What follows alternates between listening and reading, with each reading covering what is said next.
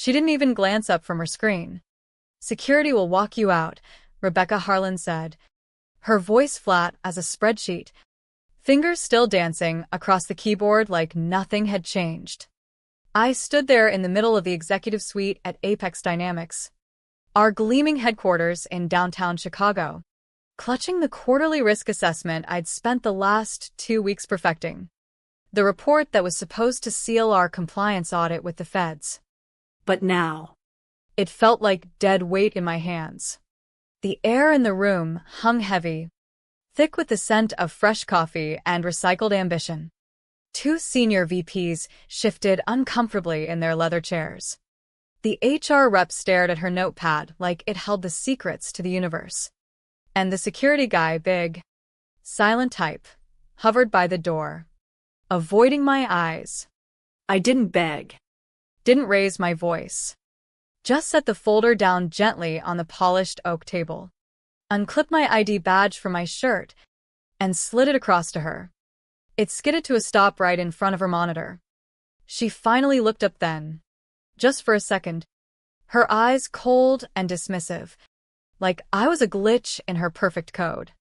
Rebecca Harlan, the new CEO fresh from Silicon Valley, with her TED Talk pedigree and her disrupt or die mantra. She thought she was rewriting the rules, but she had no idea what she'd just activated. I'd been at Apex for 7 years, buried deep in the guts of our cybersecurity framework. Not the flashy stuff, the AI-driven threat detection, or the cloud migrations that got boardroom applause. No, I handled the foundational layers, identity management, access controls, the invisible web that kept our multi-billion-dollar defense contracts secure. We weren't just any tech firm. Apex built encrypted systems for government agencies, the kind where a single leak could topple careers and spark congressional hearings. I wasn't a rockstar coder or a charismatic leader. I was the quiet architect, the one who designed the fail-safes after our last near-miss, a rogue vendor who'd almost slipped through with a backdoor credential. That scare had shaken the board enough to approve my proposal, Protocol Zeta 7, an embedded safeguard in our bylaws and firmware. It wasn't about ego, it was about survival. If the primary custodian, me, was ever removed without proper handover, the system would interpret it as a potential insider threat. Lock everything down. Force a full attestation. No overrides. No shortcuts. It was buried in legal jargon, approved unanimously in a late-night session I attended as the technical expert. Rebecca? She'd been here 3 months. She skimmed the executive summary of our governance docs, if that, called it legacy baggage in her first all-hands meeting. I tried warning her, sent memos, flagged risks in one-on-ones. Focus on innovation, not interpretation, she'd snapped back. Interpretation, like security, was subjective. As I walked out that morning, flanked by security like some common thief, the Chicago wind hit me hard on the street. I didn't look back at the towering glass facade of Apex HQ. Didn't need to. My phone buzzed almost immediately, alerts I'd set up on a personal escrow server. Zeta 7 initiating. Badge separation detected. Custody anomaly logged. It started small. A ripple in the digital pond. Back inside, logins began to stutter. Executive dashboards flickered. Access denied. Pop-ups bloomed like weeds. At first, they'd blame IT glitches. Maybe a server hiccup from the recent upgrades Rebecca had pushed through. But this wasn't a bug. It was the system breathing, responding, protecting itself from what it saw as compromise. I hailed a cab to my apartment in Lincoln Park, the city blurring past in a haze of autumn leaves and honking traffic. My mind raced, but my pulse stayed steady. This wasn't revenge, it was consequence.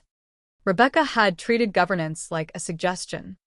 Now, she'd learn it was the spine holding everything upright. By noon, the whispers turned to murmurs. In the open-plan floors below the C-suite, analysts couldn't pull reports. Procurement halted mid-transaction. Even the CFO's secure line to the Treasury portal timed out. Rebecca stormed into the war room, our fortified IT bunker in the basement, demanding answers. "Fix this now," she barked at the lead engineer. A guy named Mike, who'd been with me since day one. He glanced at his screen, sweat beading on his forehead. "It's not a standard outage, ma'am. Looks like a protocol lockdown. Zeta 7. Her face tightened. "What the hell is Zeta 7? Mike explained, haltingly, how it tied into board-level safeguards.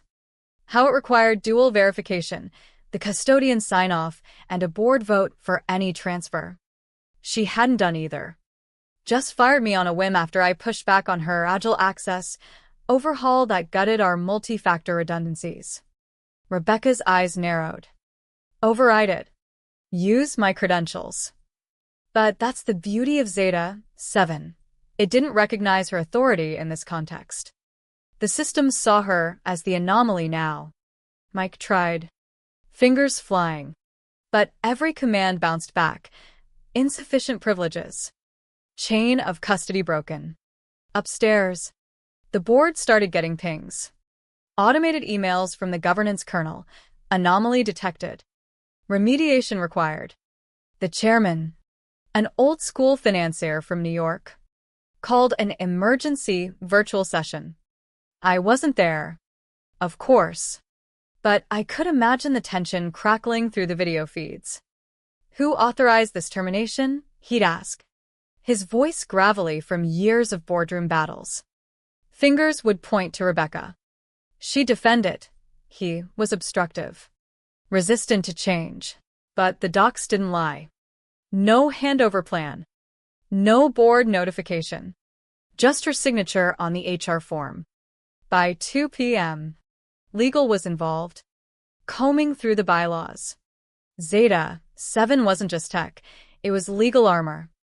Triggering it without process meant automatic escalation, frozen executive actions, halted filings, and a mandatory audit that could drag on for weeks. Investors started calling. Why the delay on the earnings preview? Rebecca's assistant fielded them with vague assurances. But the unease spread. I sat in my living room, watching the alerts stack up on my laptop. Not gloating, just observing. The system I'd built was doing its job, exposing the cracks in leadership that thought rules didn't apply. The afternoon dragged into a slow burn. Rebecca paced her office, phone glued to her ear, barking at consultants she'd flown in from the valley. "This is sabotage," she hissed to one. But it wasn't. I'd designed Zeta 7 transparently, documented it in the compliance vault. If she'd read it, she'd know. Instead, she'd prioritized her vision, flatten hierarchies, automate everything, eliminate human bottlenecks. Me being one. Now. Her vision was blinding her to the fallout. Down in IT, Mike and the team worked feverishly, but every workaround hit a wall. The protocol demanded my reinstatement or a full board override, which required unanimous consent and a 48-hour notice period per the charter. The chairman hesitated. "We can't just bulldoze this. It's there for a reason." Rebecca's frustration mounted, her composed facade cracking. She snapped at her EA, canceled meetings, stared out at the Chicago skyline like it owed her an explanation. Meanwhile, I brewed a fresh pot of coffee, the aroma filling my quiet space. The city hummed outside, oblivious. But inside Apex, the pressure built, a kettle on the verge of whistle. By evening, the first real cost surfaced, a delayed contract with the DoD, worth millions.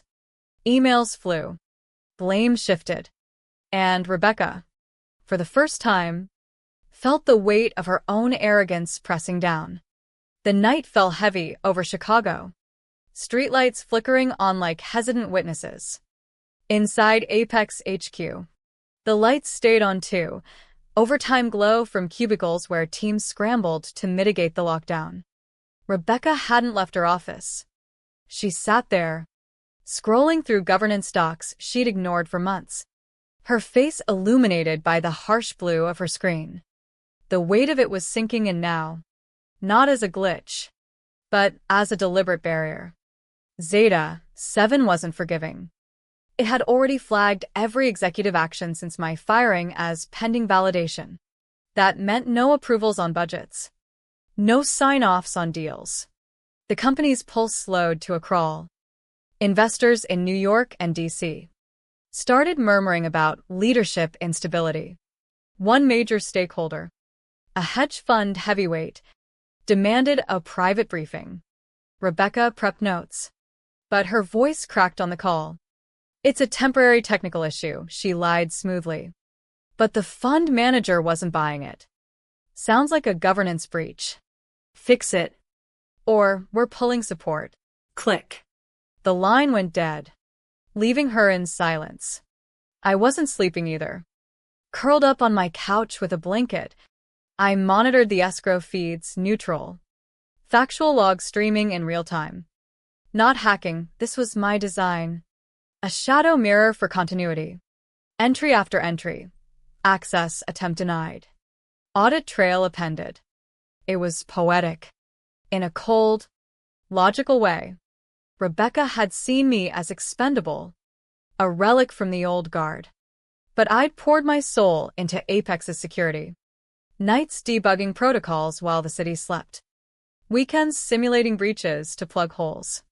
It wasn't just a job, it was my safeguard against chaos. After the vendor incident years back, I'd lost sleep over what-ifs. What if a power-hungry exec bypassed controls? What if ego trumped ethics? Zeta 7 was my answer, a quiet sentinel. Rebecca's mistake? Assuming she could rewrite the rules without reading them. Her agile push had already caused ripples, shortened audit cycles, ignored redundancies. I'd flagged it all. Now. Those flags were waving in the wind.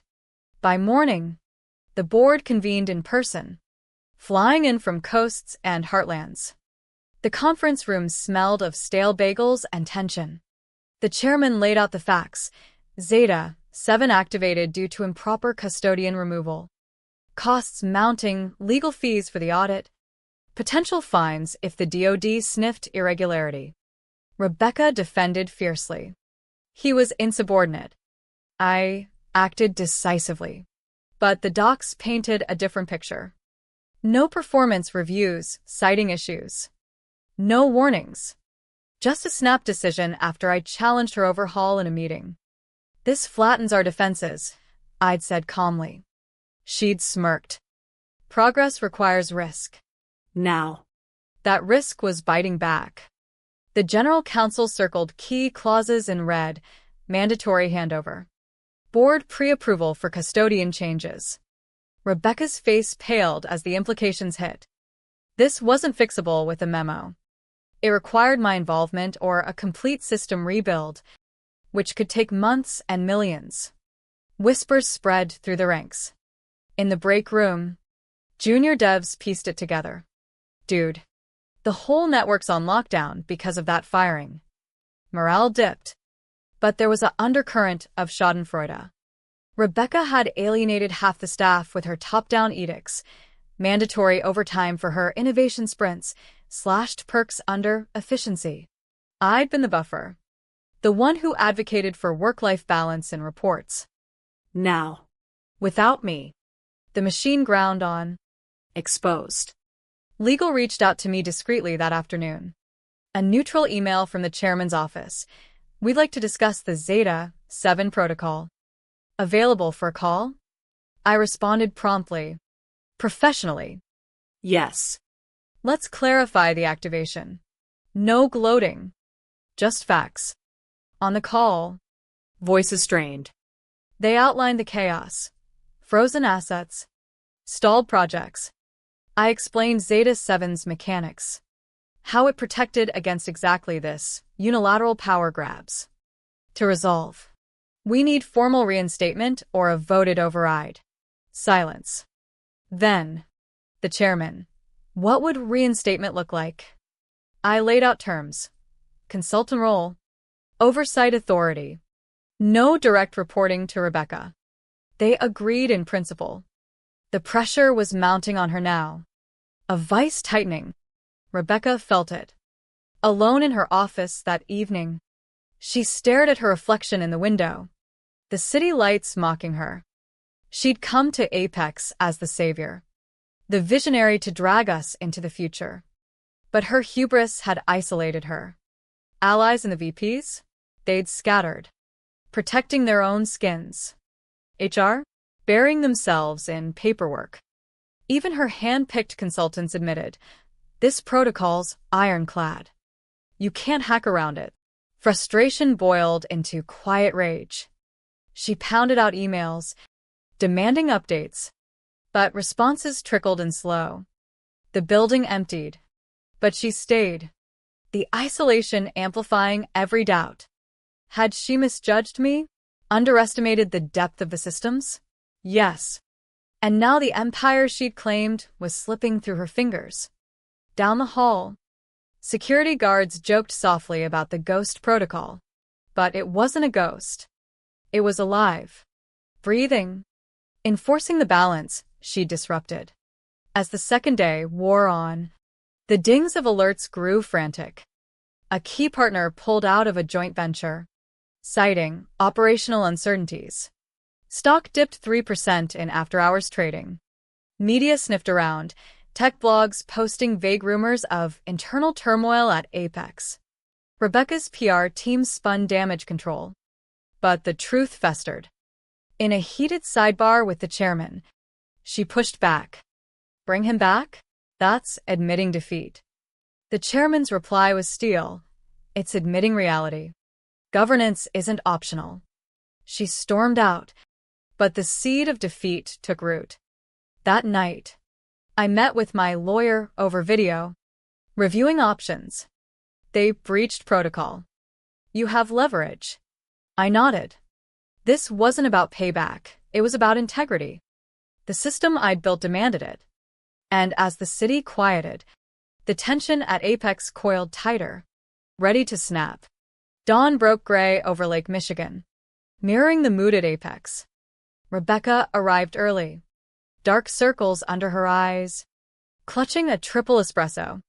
The board reconvened, this time with external auditors on the line, pricey suits from a Big Four firm, billing by the minute. They dissected Zeta 7 like a cadaver. This is robust. Activation logs are immutable. Remediation path requires custodian attestation. Rebecca interrupted. Voice sharp. Can't we just vote to dissolve it? The lead auditor paused. Not without exposing the company to liability. It's tied to federal compliance standards for our contracts. Her plan crumbled further. The DoD liaison had already called, politely inquiring about reported access issues. Delays could mean blacklisting. Millions evaporating.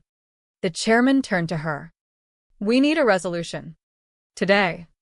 Rebecca's jaw set. But her confidence wavered. She'd built her career on bold moves. But this was checkmate. I took the call from home. My apartment a sanctuary of calm amid the storm.